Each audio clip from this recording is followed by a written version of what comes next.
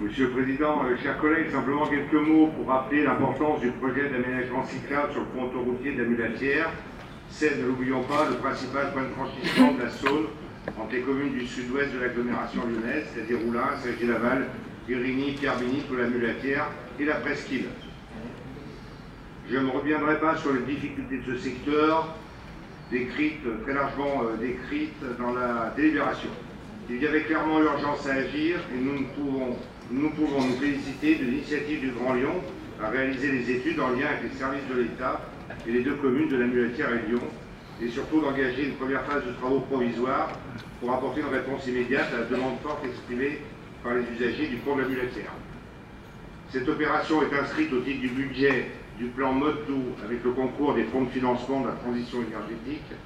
Je rappelle que cet ouvrage ne relève pas de notre compétence, mais de celle de l'État, puisqu'il s'agit d'une portion autoroutière.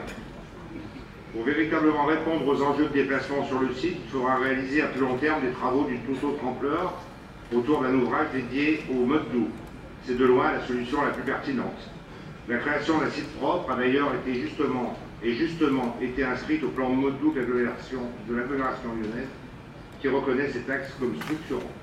La métropole doit donc continuer à être forte d'initiative sur ce dossier et amener l'État propriétaire du pont, sur lequel s'appuiera la passerelle, à prendre ses responsabilités en acceptant le principe d'un cofinancement tripartite avec la région Rhône-Alpes et la métropole. C'est la condition de la réalisation de cette passerelle Mode Doux qui est aujourd'hui indispensable. À l'heure de la COP21, c'est et ce sera un geste fort pour le développement des modes doux, ainsi facilité vers le bassin de vie et d'emploi du sud-ouest lyonnais.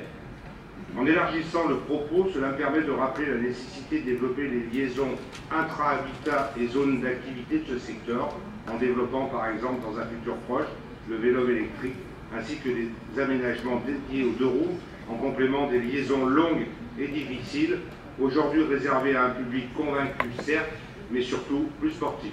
Merci de votre attention.